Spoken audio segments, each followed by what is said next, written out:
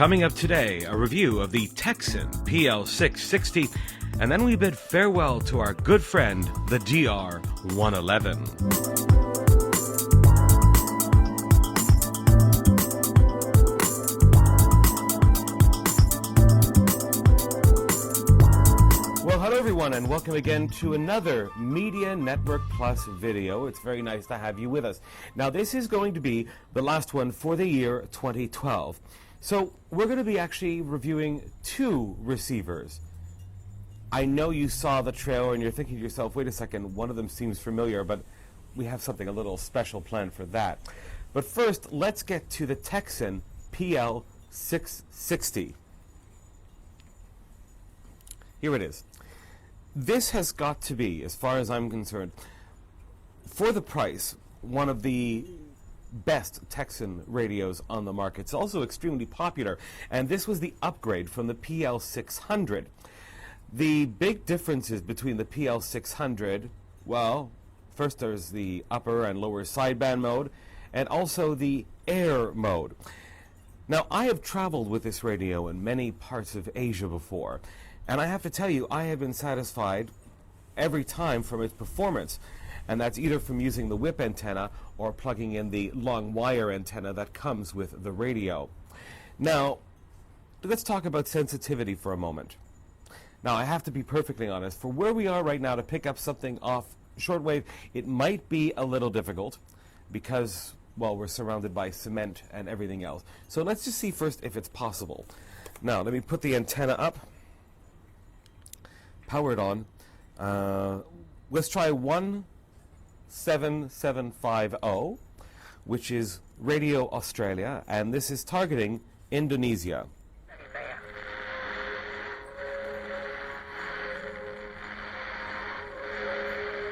Now, I should tell you that I'm not using the long wire antenna anymore. I'm just using the whip, and we are surrounded by cement and some other tall buildings nearby, so the performance is not going to be that strong. But when I was in the United States earlier this year, I actually had this radio with me, and the hotel that I was staying at in Plymouth Meeting, Pennsylvania, was the DoubleTree Inn, and I was there, of course, for the Shortwave Listeners Winterfest for the 25th anniversary. I had this radio with me, and the room that I was staying at in the hotel, I mean, had glass windows, you couldn't open them or anything, and surprisingly, it actually worked quite well. The other thing, of course, that's different about this one than the predecessor to it, the PL-600, is it has the air band. For those who are not familiar with it, that would be volmets from different airports or even air traffic control. Now, we are approximately 6 kilometers from the Songshan airport. So let me go to air mode. First approach, runway 10, taxiway Echo 1 closed. Taxiway Echo between Bay 3. That's the Volmet from the Songshan airport nearby, only using the whip antenna. Now let me try the frequency for air traffic, and let's see if we can pick up anything. At this time of day that this is being recorded, I'm not too sure, but we can try.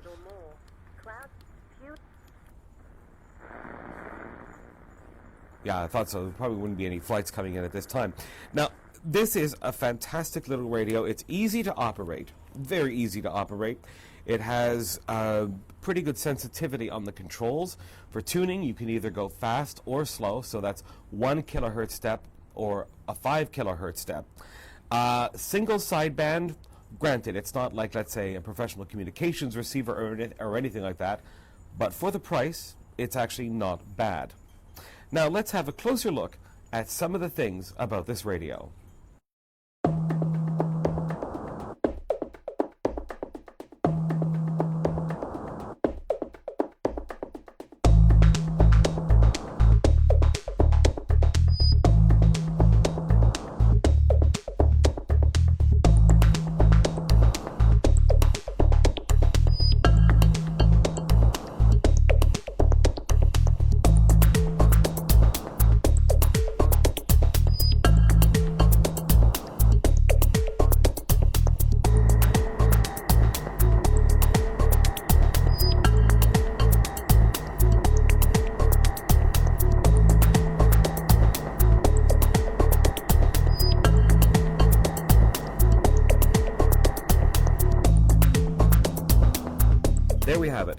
the PL-660. Now, to learn more about it, in January 2013, we're going to be joined on Media Network Plus by Victor Gunatelika, who actually has one of these receivers, and he'll be joining us for his insight and review to it.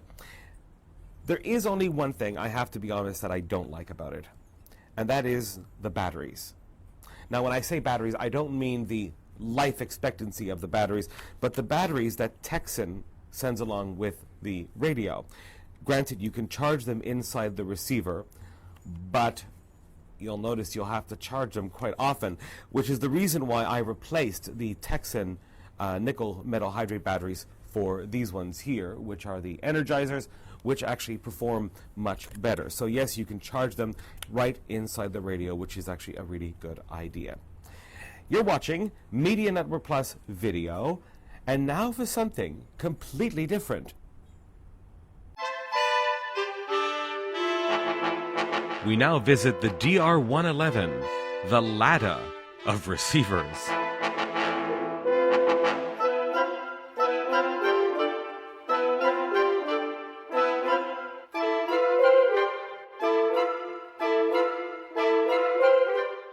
Yes, here it is, the DR111 from Newstar Electronics. This is not the first one that we have bought. We actually have purchased 4. One of them was sent to Victor Gunatelika in Sri Lanka for a review, which has developed problems. This one has developed the problem that the display no longer works and the buttons are faulty. The first one that we bought had the knob fall off and the buttons were faulty. The second one that we bought just had faulty buttons and the knob didn't fall off, it broke off and has never received anything. Now, since this is the last video of the year, I thought we would say farewell to this radio. When we were thinking about ways to say farewell to it, we thought, well, we could take it somewhere and dynamite it, but we couldn't get the permission from the city officials for explosives.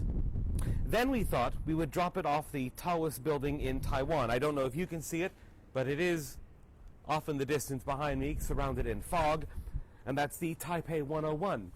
Again, the city official said, no, we couldn't do that because it may cause injuries. Then we decided to hire a truck driver and have him run over the thing. The truck driver called us just 5 minutes ago and said he would feel too embarrassed to even run over this radio. So instead, we thought we'd say farewell to it forever in a fitting way.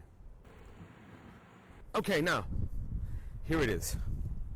How many of you remember Faulty Towers? How many of you remember the episode Gourmet Night on Faulty Towers? Well, I can see some hands and some people going, oh yes, I remember. Well, I think it's about time we do the same thing.